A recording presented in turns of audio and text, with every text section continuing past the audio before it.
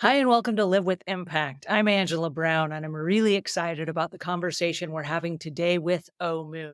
This is a book that we're going through on a series. It's every Saturday, and this is from the insights and wisdom of Omuugn. This is a lifetime of wisdom added into two volumes called the Live with Impact series. Here to help me today unpack these ideas of wisdom, we have Omuugn himself. We'll talk about divorce, and that's an interesting topic.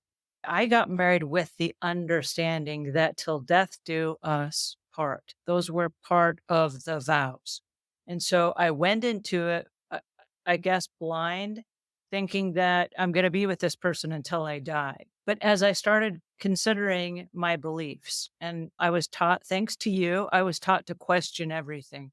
I woke up one day in my marriage and I said, do I still believe till death do us part? And I realized I do not. I do not believe till death do us part. Here's the reason why. When you have a child and a child is born, it's only this big, and then it grows and it's bigger and bigger, and it grows to be a preteen, and it is not the same person at all. And then it grows to be a teenager and it has attitudes and philosophies of its own. It is not the same child that was born when it was a little infant. And then it grows on to be an adult and they have their own lifestyle and beliefs, and they've morphed into this completely different person. And that is the natural evolution process.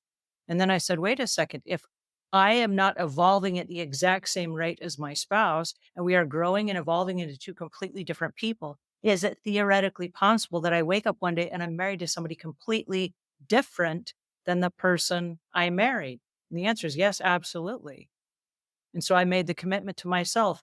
I don't want to be unhappy and I don't want my spouse to be unhappy.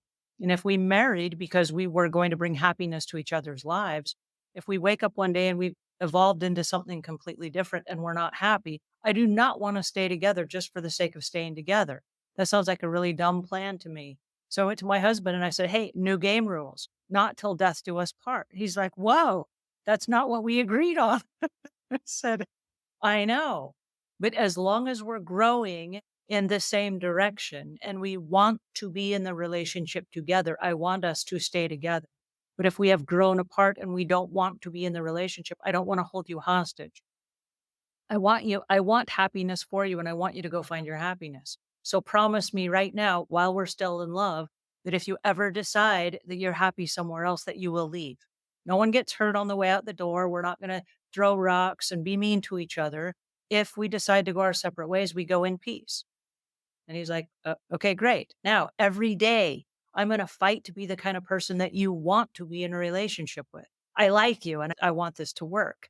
But in order for it to work, I'm going to work at this every single day so that we're not going in separate directions, but that we're going on the same journey together, even though we might disagree or we have different opinions or what have you. Because I promise you this, and this goes back to today's topic, we will change. Our lives will change. And the circumstances that we find ourselves in will change.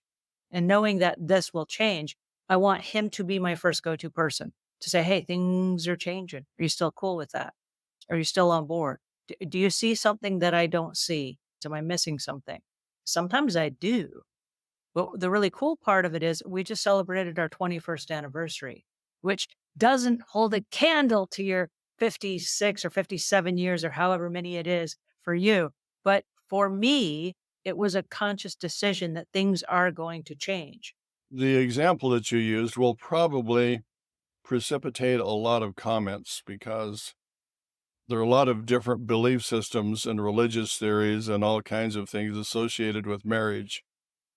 Because of the lack of communication in very specific things, we tend to make assumptions. And in most marriages that I'm aware of, one person's assumption is marrying the other person's assumption, and they're making assumptions about each other. You actually assume that your spouse is going to be a certain way based upon your belief system. And so when the assumptions begin to come to light that the person isn't really what you assumed they would be in all of the different areas in which you have made assumptions, it's going to create a situation that needs to be resolved through very specific communication strategies and win-win solutions. If you have two people that are aware of that and they work together and they communicate, you can work through all of those things. But if you're not good communicators and you don't learn certain skills, and if you have bad habits and you're living assumption against assumption, it's going to be a really rocky road for you. There's a way that marriage works really, really well, and it's in communication and growing together, adapting to change in the same way so that people understand each other and why they do things and what they're thinking and what their processes are. You can work together and have a wonderful marriage, or you can live in a world of assumptions that basically has very little chance of success.